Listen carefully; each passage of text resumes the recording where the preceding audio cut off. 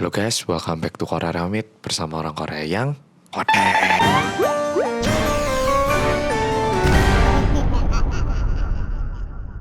Oke, buat polo-polo yang pengen jadi content creator ataupun YouTuber, tentunya polo-polo itu butuh yang namanya gadget dan elektronik untuk mempermudah dalam membuat konten ataupun membuat efisiensinya lebih baik. Dan kabar bagusnya untuk kita semua polo-polo, Tokopedia lagi ngadain diskon hingga 50% dan juga cashback hingga Rp250.000. Khusus hari ini, oke, khusus hari ini. Jadi sekali lagi polo-polo bisa dapetin diskon 50% dan juga cashback hingga Rp250.000 di Tokopedia, semua bisa ngonten. Dan kalau misalnya polo-polo pengen menangin video kayak kamera Insta360, DJI Osmo Mobile, ataupun voucher belanja di Tokopedia sebesar Rp1 juta. Buat yang pengen bikin video akal-akalan konten gitu ya, sekreatif mungkin menggunakan barang-barang yang ada di sekitar kita, dan udah upload aja videonya sebanyak mungkin untuk meningkatkan kemungkinan menang hadiahnya. Untuk nguploadnya di mana Mas Ansol? Nguploadnya di TikTok, jangan lupa tag @Tokopedia dan juga hashtag semua bisa ngonten. Dan challenge ini berlangsung dari tanggal 14 hingga 20 November dan pemenangnya akan diumumkan pada tanggal 21 November. Jadi tunggu apa lagi deh? Ngonten sekarang, jangan sampai ketinggalan, dan juga yang mau cari tahu lebih lanjut klik link yang udah tertera. Oke? Oke polo-polo, di Ringo kali ini tentunya ceritanya dari polo-polo. Buat yang punya cerita menarik, mohon dikirimkan ke ceritaku@realmeet@gmail.com karena yang terpilih bakal mendapatkan uang juga. Oke, jadi cerita kali ini langsung aku mulai. Kali ini ceritanya dikirimkan oleh polo kita bernama Pratiwi dan kejadian ini terjadi di Cianjur.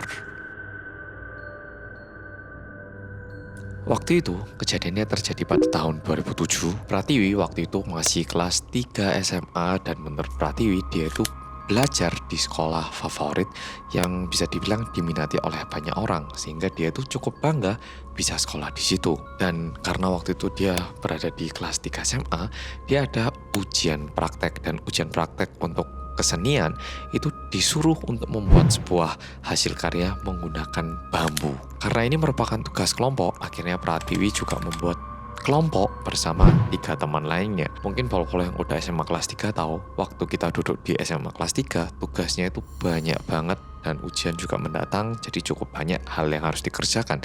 Hal ini juga terjadi kepada Pratiwi, sehingga dia harus menyelesaikan tugasnya ini bersama dengan ketua kelompok di rumah ketua kelompoknya. Ketua kelompoknya bernama Ayu. Dan posisi rumahnya waktu itu Pratiwi sama Ayu itu searah dekat sekolah, sedangkan 2 orang teman lainnya itu rumahnya tinggal di daerah Padalarang, Bandung, sehingga mereka memutuskan untuk bekerja di rumahnya Ayu yang juga dekat sekolah. Dulu kampungnya Pratiwi itu katanya bener-bener weso banget, bener-bener masih asri banget. Jadi di dekat jalan-jalannya itu masih ada sawah-sawahnya segitunya gitu.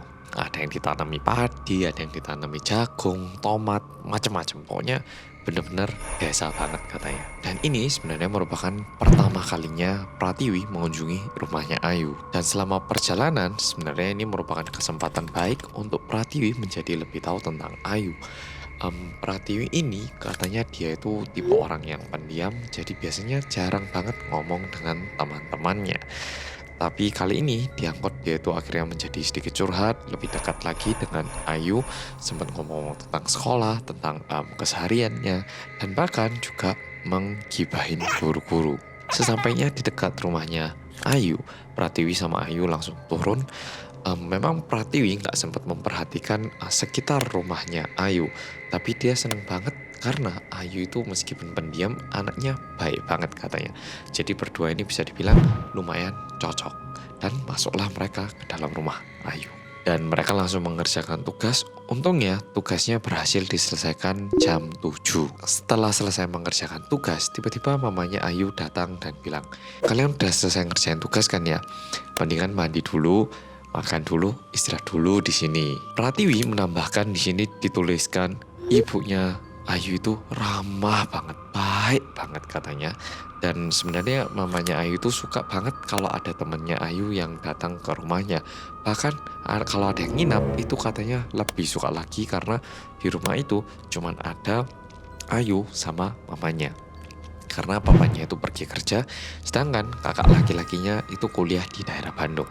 Nah, akhirnya Pratiwi mandi dan juga makan bareng dengan Ayu dan juga ibunya. Setelah makan, akhirnya mereka juga lanjut untuk ngomong-ngomong. Akhirnya cerita-cerita tentang keluarga, cerita ini, itu, ya macem-macem lah ya.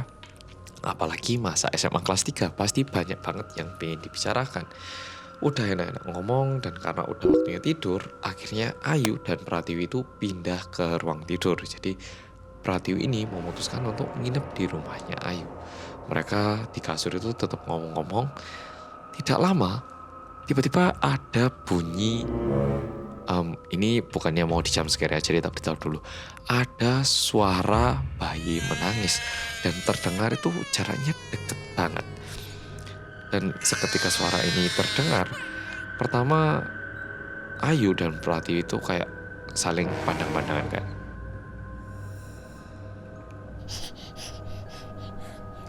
Dan karena agak terlalu diam, Pratiwi bilang, kasihan ya anaknya ya, malam-malam gini nangis. Ayu yang mendengar itu cuman, iya sih.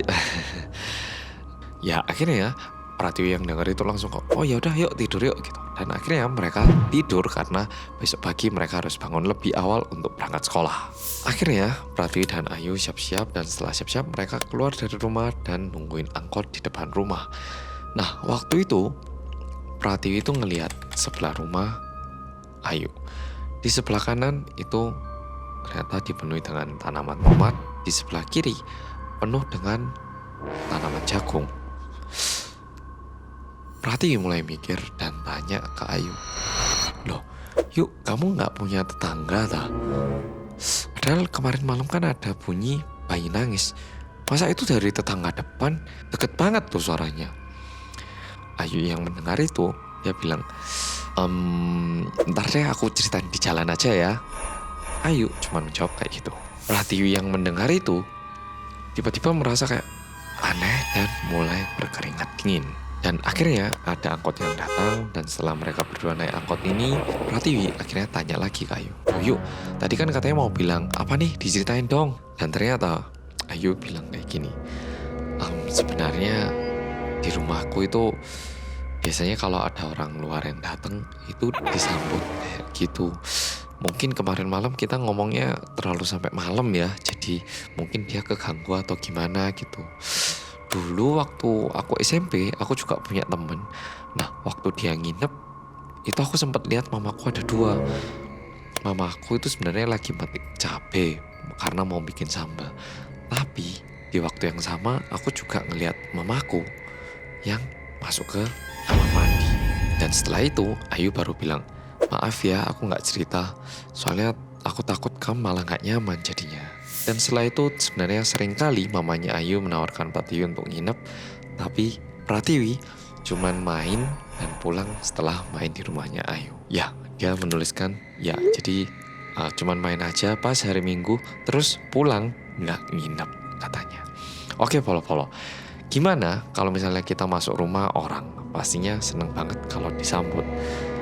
Tapi apakah kita bakal seneng kalau disambut sama yang gak kelihatan? Oke polo-polo, jadi video kali ini sampai di sini. Yang merinding bilang apa? By the way, tadi waktu polo-polo nonton ada suara bayi ya. Itu bukan editan loh. Enggak editan. Oke, jadi selamat malam. Jadi jangan lupa untuk kirimkan cerita menarik polo-polo juga ke ceritaku@gmail.com. Tak tunggu ya Rek.